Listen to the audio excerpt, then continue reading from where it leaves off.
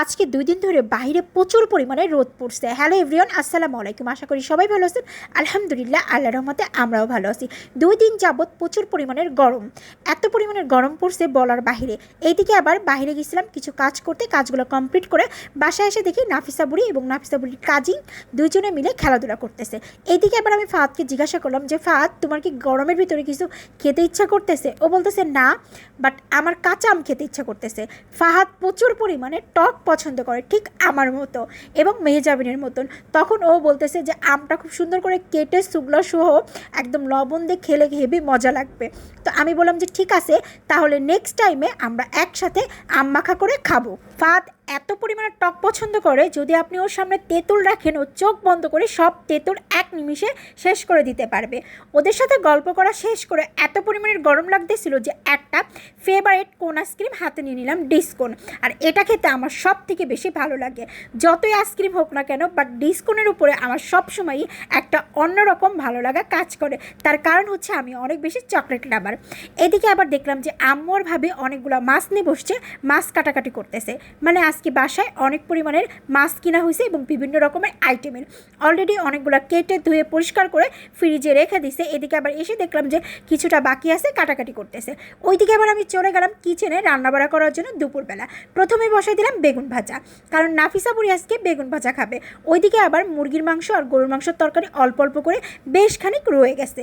তারপরে এইদিকে আবার বাটা মাছ, যে বাটা মাছগুলো একদমই টাটকা ফ্রেশ, মাত্রই কেটে ধুয়ে পরিষ্কার করে দিল। তারপরে বসাই দিলাম চিংড়ি মাছ দিয়ে করলা ভাজি। আমার কাছে কিন্তু বরাবরই করলা ভাজিটা অনেক বেশি পছন্দ। হয়তো বা অনেকের কাছে পছন্দ না তিতের কারণে, বাট আমার কাছে অনেক বেশি পছন্দ। স্পেশালি যখন চিংড়ি মাছ দিয়ে করলা ভাজি করা হয়, সেই দিন তো আমার আর সাথে আর কোনো তরকারি লাগেই না। একটা ভাজি দিয়েই ভালো করে আমি খাবারটা ফিনিশ করতে পারি। চিংড়ি মাছগুলো দিয়ে ঝাল পেঁয়াজ দিয়ে আর হলুদ আর লবণ দিয়ে ভালো করে একটু ভাজা ভাজা করে নিলাম। নেওয়ার পরে এই পর্যায়ে দিয়ে দিব হচ্ছে একদম সুন্দর করে ধুয়ে ফ্রেশ করে রেখে দিয়েছিলাম করলা আর সাথে কিছুটা আলু। ওইদিকে ওইগুলো ভাজি করতে করতে এইদিকে আবার লাউ ভাজি করতে দিলাম। একটা ছোট্ট লাউ গাছে ধরছিল, টাটকা একদম ফ্রেশ, আম্মু লাগাইছিল ছাদের উপরে। সেটা সুন্দর করে কেটে ধুয়ে পরিষ্কার করে ভাজিতে বসাই দিলাম। এইদিকে আবার মিক্সড মশলা একদমই হচ্ছে কাঁচামরিচ, রসুন, পেঁয়াজ এবং হচ্ছে কাঁচামরিচ দিয়ে ভালো করে একটু শস্য দিয়ে ব্লেন্ডার করে নিয়ে একদম বেগুন আলু দিয়ে ভালো করে কষায় বাটা মাছ দিয়ে সুন্দর করে ঝোল করে ফেললাম। যদিও আমি আর আগের কোনো স্কিপ ভিডিও নিই নাই, খুব সুন্দর করে রান্নাটা কমপ্লিট করলাম, কারণ তাড়াহুড়া হয়ে গেছে। দুপুরবেলা নাফিসা বুড়ির ক্ষুধা লেগে গেছে। এদিকে নাফিসা বুড়ি বেগুন ভাজা আর মুরগির গোশত নিয়ে খেতে বসে পড়লো, কারণ নাফিসা বুড়ির মুরগির গোশতটা খুবই পছন্দ। এবং ম্যাক্সিমাম সময় দেখা যায় যদি তরকারি থাকে ফ্রিজে রেখে দিই, পরের দিন ভালো করে গরম করে দিই।